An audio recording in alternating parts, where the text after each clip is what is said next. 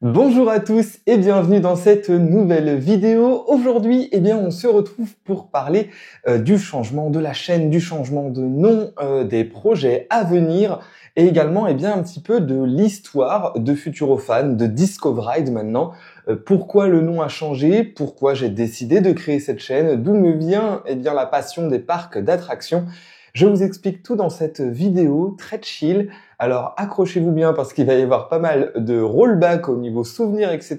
Rollback, vous avez vu le petit jeu de mots, c'est rigolo. Bref, installez-vous confortablement, je vous emmène avec moi dans toutes ces petites explications et dans l'histoire de cette chaîne YouTube. C'est parti.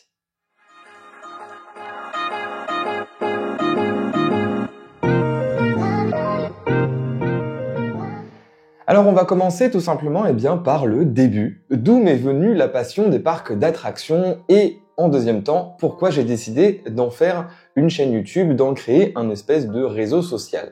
Tout a commencé quand j'étais assez jeune, j'avais à peine 10 ans que la première fois j'ai été à Disneyland Paris en famille. C'était un moment vraiment magique. Voilà, on a des amis qui en parlent, on voit les pubs à la télévision. Quand on est enfant, on est complètement fou de voir ses personnages préférés, de pouvoir faire des attractions.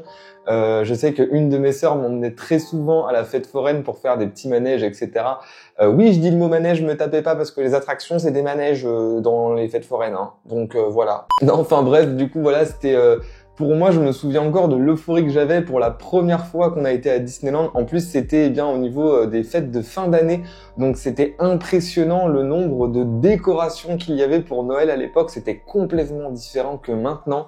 C'était magnifique. Découverte. Il y avait de la fausse neige au niveau de Main Street. Alors, à l'époque, je ne faisais pas du tout, par exemple, tout ce qui était le train de la mine, etc. parce que j'étais complètement terrorisé par les attractions à l'époque. Il faut le savoir et on va y revenir juste après. Et depuis ce jour-là, j'étais complètement fou de Disney, j'étais complètement fou des parcs d'attractions. Alors oui, pour l'instant, je n'avais fait que Disneyland parce que les autres parcs, je ne les connaissais pas encore. Ils vont arriver un petit peu plus tard. Et suite à ça, voilà, à l'époque, Disneyland était quand même aussi beaucoup moins cher. C'était gratuit pour les enfants de moins de 10 ans, par exemple, si je dis pas de bêtises. Donc, j'ai la chance d'avoir des sœurs qui étaient fans aussi de Disney et de parcs d'attractions. Donc, quand j'étais petit, elles m'emmenaient souvent avec elles. Et ça, je les en remercie encore, mais énormément, parce que c'est en partie grâce à elles que cette passion est née et que je suis là avec vous aujourd'hui. Donc, on n'hésite pas à leur dire un grand merci dans les commentaires. J'en suis sûr que ça leur fera super plaisir. Donc voilà, les séjours à Disney s'enchaînent, etc. Enfin, s'enchaînent, j'en ai pas non plus fait des vingtaines à l'époque, mais j'étais toujours aussi émerveillé quand on me faisait la surprise d'aller à Disney. Je me souviens même, petite anecdote, à un moment, je rentrais de l'école, j'étais à l'école primaire et je vois des valises avec ma sœur qui est là et tout. Je fais, oh, bon enfin voilà, je m'y attendais vraiment pas. Et là, ma sœur me fait, bon je t'emmène avec moi, on part à Disney. Mais j'ai école, c'était pas prévu. Mais si, en fait, voilà, ils m'ont fait louper l'école. Donc en fait, du coup, en primaire, bon, c'était dans les petites classes entre guillemets, donc c'était pas trop grave à cette période-là. Mais j'y allais en pleine semaine avec mes sœurs et à la finale en fait il y avait personne sur le parc et je me souviens, mais même encore quand j'y pense, j'en ai encore des frissons et pour moi c'est un des meilleurs souvenirs et une des meilleures surprises que ma famille avait pu me faire. Je sais même pas s'ils se rendent compte à aujourd'hui l'effet encore que ça a sur moi quand j'y repense, c'est assez impressionnant. Et de là, voilà, de là est venue cette passion, etc. J'ai acheté mon premier jeu en parc d'attractions, donc Roller Coaster Tycoon 3, sur lequel j'y ai passé des nombreuses heures où j'étais complètement dingue de ce jeu, de cet univers. On pouvait créer nous-mêmes nos propres coasters, etc. Donc je commençais à essayer d'imiter par exemple le Spin Mouse des fêtes foraines, etc. De faire des coasters complètement débiles qui montaient hyper haut et qui faisaient des loopings. Parce qu'à l'époque, je ne faisais pas de looping dans les vraies attractions. Donc du coup, j'essayais de voir un petit peu ce que ça pouvait donner. Enfin bref, on va un peu clôturer cette partie enfant, cette partie découverte. Mais alors, aujourd'hui, qu'en est-il et d'où est venue cette passion, ce loisir des parcs d'attractions et surtout des sensations? Voilà, comme je vous le disais tout à l'heure, effectivement, au début à Disney, je me limitais à Phantom Manor, Pirates des Caraïbes, le monde des poupées, enfin bref, vraiment ce genre d'attraction petite et qui ne bougeait pas beaucoup parce que rien que le fait de monter dans Big Thunder Mountain à Disneyland Paris me terrorisait complètement. Alors bon, effectivement, vers l'âge de, je crois, 11-12 ans, j'ai commencé à faire Big Thunder Mountain. À chaque fois, j'étais terrorisé avant de la faire, mais à la finale, quand j'en ressortais, j'étais toujours aussi hypé de l'avoir fait, etc. Parce que c'est vraiment une super expérience et je pense que ça a été le premier vrai coaster pour beaucoup de gens. Pareil, n'hésitez pas à me dire en commentaire si Big Thunder Mountain a également été votre premier vrai coaster, parce que, faut dire que c'est quand même un coaster qui est long et qui a ses petites sensations, il faut se l'avouer. Mais je me souviendrai toujours d'un séjour que j'ai fait à Disneyland Paris avec une autre de mes sœurs et qui là m'a un peu plus poussé à faire des choses à sensation. Et donc là, elle me fait « Bon, écoute, on va faire cette attraction-là dans le Walt Disney Studio. Tu vas voir, c'est super sympa. Toi qui adores tout ce qui est lumière, musique, etc. » Je pense que vous voyez où je veux en venir. Elle m'a emmené dans le Rock'n'Roller Coaster. Voilà, pour commencer, alors que le train de la mine, c'était à la limite d'être le max pour moi, tu vois, j'avais ni fait Indiana Jones, j'avais ni fait le Space Mountain, voilà, pour moi, j'avais pas fait au-dessus du Big Thunder Mountain, toute attraction confondue. Je n'avais jamais été dans un autre parc, le parc Astérix, etc., je ne connaissais pas. Donc, elle m'emmène dans cette attraction, la file d'attente. Bon voilà, je pense que si vous l'avez déjà fait, vous imaginez un petit peu, vous vous rappelez de la file d'attente de cette attraction qui était le Rock'n'Roller Coaster dans les Walt Disney Studios avec Aerosmith. Et à un moment, on arrive à la fin de cette file d'attente et on voit le train qui se fait catapulter à quasiment 100 km/h en 2 secondes. Et là, je la regarde et j'ai dû devenir tout blanc. Et je ne fais pas ça. Je ne ferai clairement pas cette attraction. Tu m'as pas dit que c'était ça. Enfin, j'étais terrorisé comme pas possible. Bref, j'y suis monté, j'étais avec elle, j'ai hurlé comme j'ai pu tout le long. J'ai, on va dire, kiffé mon ride parce qu'effectivement, là-dessus, elle m'avait pas menti. C'était de la musique, des lumières de partout, etc. Et en ressortant, je me souviens encore de l'émotion que c'était parce que j'étais en même temps choqué de ce qui venait de se passer parce que première inversion pour moi, donc il y a quand même des sacrées inversions dans le Rock'n'Roller Coaster qui est aujourd'hui Flight Force à Disney. Pour une première, c'était quand même assez impressionnant entre l'accélération qui est avec une accélération magnétique sur le Rock'n'Roller Coaster, pardon. Cette boucle qui fait comme un fer à cheval ou un cobra roll à l'intérieur avec la vrille en même temps. Après, c'était juste monumental. Je sors de l'attraction et j'ai kiffé. On recommence. Bref, ce jour-là, on a tout enchaîné. Indiana Jones, Space Mountain, RC Racer n'était pas encore là. Mais j'ai vraiment tout enchaîné ce jour-là. Et voilà. Et là, ça a fait tilt dans ma tête. J'ai fait, je veux en refaire encore et encore. Et donc, me voilà aujourd'hui, fan de parcs d'attractions, fan de sensations, fan de coaster, même si je n'en ai pas encore fait beaucoup. Je suis loin des comptes de gros youtubeurs qui sont influenceurs et créateurs de contenu sur les réseaux, qui ont des dizaines, des vingtaines de parcs à leur actif et des centaines de coaster count, alors que moi je n'en suis qu'à 40 ou 45 je crois, donc c'est déjà très bien. Mais voilà, aujourd'hui en parc, j'ai fait en gros parc, on va dire, le parc Astérix, Disneyland, le Futuroscope et après les plus petits parcs qu'on peut nommer par exemple Ange Michel, Kingoland, Papéa Park, Terra Botanica, Walligator.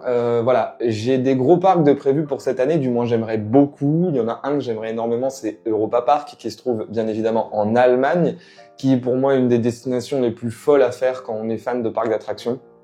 Et après, des plus petits parcs en France, mais notamment Walibi Rhône-Alpes, il y a aussi Nigloland que j'aimerais énormément faire, Le Pal, la mer de Sable qui est non loin du parc Astérix, donc c'est voilà des petits parcs comme ça que j'aimerais énormément découvrir pour éventuellement me trouver un nouveau top 1 de mini-parc. Ça peut être sympa aussi. Mais bref, du coup, Futurofan, c'est né d'où? Parce que dans tout ça, effectivement, on a parlé de l'arrivée, de la naissance de cette passion, comment c'est venu, etc. Futurofan est né tout simplement une fois d'une idée. Alors, j'étais au Futuroscope et je me suis dit, au bout de la 200e visite, je sais pas, j'ai arrêté de les compter, mais je me suis dit, pourquoi pas essayer de faire une petite chaîne, etc. À la base, je viens du monde de la radio, j'ai fait quasiment 10 ans de radio en tant qu'animateur, et du coup, je savais que j'avais une aisance comme ça à parler, à partager des choses que j'aimais, donc pourquoi pas faire une première vidéo, etc., etc. Je fais cette première vidéo, j'ai pas aimé le montage, je me suis pas aimé me regarder, j'ai laissé tomber le projet, la vidéo n'est même plus disponible sur YouTube parce que c'était une catastrophe. C'était du montage avec Windows Movie Maker, de souvenirs. Enfin bref, c'était chaotique, c'était dégueulasse. Je laisse tomber le projet, je le mets de côté, je laisse ouvert la chaîne. Enfin, je me dis bon, on verra si plus tard il y a quelque chose qui revient, l'envie, si jamais un jour je me mets au montage. J'étais avec mon téléphone à l'époque qui avait pas non plus une super qualité il y a 4 ans de ça, donc du coup c'était un petit peu compliqué pour filmer. Et un jour, j'y vais avec une de mes meilleures amies, Jessica. Si tu regardes cette vidéo, je t'embrasse. Et elle me dit, mais pourquoi tu fais pas un réseau, enfin, pourquoi tu te crées pas une chaîne, un Instagram, un truc comme ça, pour partager ta passion avec les autres, parce qu'en fait, t'es tellement passionné, t'en parles tellement que, mais fais-le vivre autour de toi, partage-le, etc. Et là, je lui dis, mais tu sais que j'ai créé, il y a quelques années, un projet que j'ai laissé tomber, qui s'appelait Futurophane, où j'ai une vidéo sur YouTube, etc. Mais après, j'avais pas de compte Instagram, pas de compte Facebook, ni TikTok, ni quoi que ce soit, et c'était clairement pas mon objectif. Et pendant la file d'attente de l'extraordinaire voyage, c'est parti. Futurophane était officiellement relancé. Donc la chaîne YouTube n'étant pas fermée, je ne l'ai pas recréée parce qu'elle était déjà là. C'est peut-être pour ça d'ailleurs que si vous avez remarqué, la chaîne YouTube existe depuis plus longtemps que mon arrivée officielle, on va dire, sur les réseaux. Et donc là, on commence à créer le compte Instagram, là, direct, des gens qui follow, des gens de la Vienne, enfin le département de la Vienne qui me suit, etc. Et ça part comme ça, petit à petit. Donc je commence à faire des publications sur Instagram. Je vois que ça marche plutôt pas mal. Je reçois des commentaires sympas, je reçois des messages privés sympas, etc. Je me dis bon, pourquoi pas relancer aussi la chaîne YouTube en faisant quelques premières vidéos, etc. Et puis voilà, tout simplement, Futurophane était lancé, en me consacrant à 100% au parc du Futuroscope, donc des vidéos détente, des vidéos de chill, des vidéos découvertes, astuces, aussi un petit peu sur les histoires oubliées des attractions que je pourrais maintenant faire, mais sur d'autres parcs. Alors si ça vous tente, n'hésitez pas également à me dire en commentaire. Voilà, Futurophane existe depuis maintenant un peu plus de 2 ans, si je dis pas de bêtises. Ouais, c'est à peu près ça. Et donc pourquoi aujourd'hui, Futurophane n'existe plus et pourquoi Futurophane est devenu Discoveride. Alors, pourquoi Futurophane est devenu Discoveride? C'est une très bonne question. Non, en vrai, je voulais en fait me détacher du 100% Futuroscope parce que aujourd'hui j'ai envie d'évoluer vers d'autres parcs. J'ai envie d'évoluer sur d'autres choses également. Je pense que le Futuroscope, en fait, déjà que le monde des parcs, surtout en tant que créateur de contenu, c'est un monde très niche, très fermé. Alors si je me restreins qu'au Futuroscope, ça va être très compliqué d'attirer de nouvelles personnes sur la chaîne, de créer du contenu 100% Futuroscope. Il y a un moment où on a fait le tour. Ou alors on se répète, ou alors on fait des vidéos qui parlent de la même chose. Il n'y a aucun intérêt, ça perdait de la qualité, ça perdait beaucoup de choses. Donc pour moi, je ne me voyais pas continuer la chaîne en vous proposant des contenus répétitifs, en faisant la même chose que les années précédentes, en disant les mêmes choses, en ressortant les mêmes infos. Bref, je pense que vous aussi, ça vous aurait saoulé, vous auriez fini par lâcher. Donc on a cherché à faire quelque chose de renouveau, quelque chose qui va sortir un peu de l'ordinaire, dont notamment ce nouveau studio qui a été un petit peu amélioré comparé à avant. On en avait déjà parlé, mais ça a quand même bien changé au niveau décor, etc. Et jusqu'au moment où, voilà, c'est vrai que le Futuroscope, c'est un petit peu compliqué aussi d'avoir ne serait-ce que des autorisations pour avoir des projets hors ouverture, des invitations éventuellement aux événements de cérémonies, etc. C'est très compliqué pour avoir ça. Donc, en fait, très franchement, je me suis dit, en fait, je vais pas forcément me limiter qu'au Futuroscope parce que après 2 ans sur les réseaux et à faire du contenu, etc., je n'ai toujours pas, on va dire, d'avantage en tant que créateur de contenu avec le Futuroscope. Donc, on veut bien être gentil en tant que créateur de contenu. On fait de la publicité pour ces parcs-là, on fait tout ça, etc. Alors, je n'attends encore une fois rien en retour, mais avoir ne serait-ce qu'une invitation, une petite chose comme ça de temps en temps, ça pourrait faire plaisir et ça pourrait permettre de faire du contenu différent sur la chaîne. Donc, en fait, sachant que le Futuroscope, j'ai l'impression ne m'aime pas énormément, hein. C'est clairement ça. C'est un petit peu parti un branle-bas de combat depuis une vidéo que j'ai sortie. Bref, je vais pas revenir dessus. J'ai plus de contact avec le Futuroscope, ni avec les équipes techniques, ni avec les équipes commerciales. Malheureusement, voilà, c'est très triste de dire ça parce que c'est un parc quand même que j'aime énormément et sur lequel j'aime beaucoup faire des vidéos. Mais c'est aussi une raison pour laquelle je n'avais pas forcément envie de continuer en 100% Futuroscope, parce que tout simplement des petits parcs comme Papéa, comme Kingoland, comme le parc de la Vallée aussi, que j'ai oublié de citer tout à l'heure, eh bien, sont complètement OK et complètement open pour d'éventuels projets, dont je ne parlerai pas aujourd'hui parce que c'est toujours des projets, il n'y a rien d'officiel, mais des projets qui peuvent faire des sujets de vidéos vraiment top, autant pour faire de la pub au parc que pour faire du nouveau contenu sur la chaîne.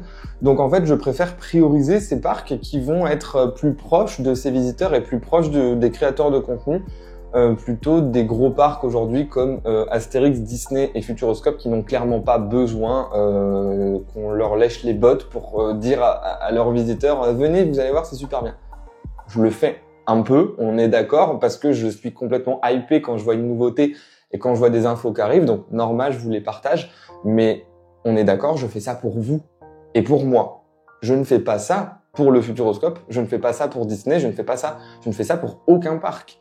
Parce que sinon, en fait, on attendrait quelque chose qu'on n'aura jamais. Alors, j'ai des gens qui viennent me voir parfois dans les parcs en disant « Oh là là, ça doit être trop bien, du coup, tu dois avoir plein d'autorisations dans les parcs, tu dois avoir plein d'invitations. » Non, ça se passe pas du tout comme ça. Déjà, il faut arriver dans le monde du créateur de contenu, il faut, on va dire, faire sa place. Alors, je remercie aussi énormément AD de la chaîne Balou et compagnie qui m'a soutenu dès le début de la chaîne. J'avais à peine 200 abonnés qu'on a fait notre première vidéo ensemble et depuis la création de la chaîne, eh bien, elle est avec moi, elle est derrière moi. Je la considère vraiment comme ma marraine YouTube, comme ma grande sœur des parcs d'attractions parce qu'elle est là pour me conseiller, pour me guider, pour me remonter le moral dans des périodes où ça n'a pas du tout été, où ça a été très compliqué. Je remercie également vous tous qui avez été présents dans les moments compliqués. Parce que sans ça, eh bien, Futurofan n'aurait pas continué, Discovery n'existerait pas aujourd'hui. Donc, eh bien, un grand merci à vous tous. Un grand merci aussi eh bien, à Jordan de French Park qui m'a beaucoup soutenu ces dernières semaines et qui m'a aussi beaucoup conseillé dans ce nouveau logo que vous voyez d'ailleurs tourner derrière moi, que vous avez vu en générique.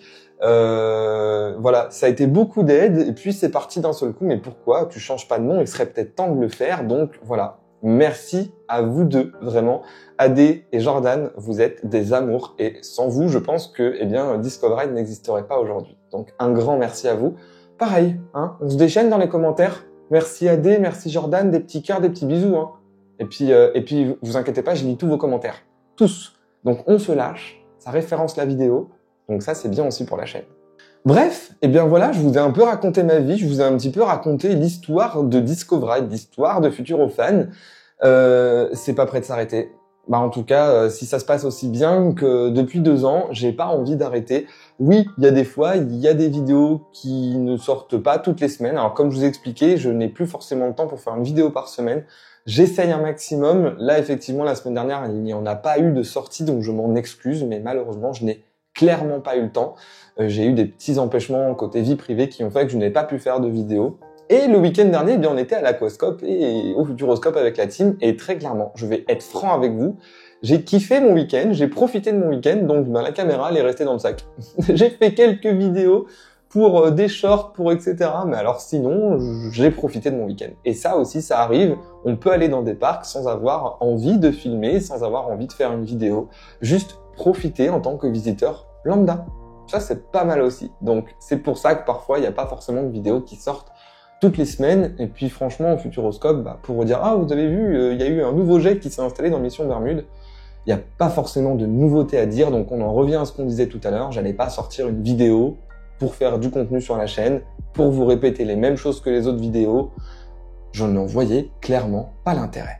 Bref, je vous remercie d'avoir regardé cette vidéo jusqu'au bout. N'hésitez pas à vous abonner à la chaîne, à lâcher des petits pouces bleus, des commentaires. Ça référence énormément la vidéo. Alors c'est votre moyen de me soutenir gratuitement. On partage, on like, on en parle autour de vous. Et puis bien évidemment, on reste fidèle parce que ça c'est aussi important. Même si, allez voir les vidéos des copains de Balou, allez voir les vidéos de EDB, allez voir les vidéos de tout le monde, du monde des parcs. J'en oublie tellement, c'est les premiers noms qui me viennent normalement. Enfin voilà, il y a Coaster Tube, il y a Coaster Rider, il y en a plein, il y en a énormément qui font des vidéos sur YouTube. Alors bien évidemment, il n'y a pas que moi, on fait tous des contenus différents. Mais en tout cas, merci à tous d'être présents et on n'hésite pas à s'abonner. Je vous dis à très bientôt. Bisous, ciao.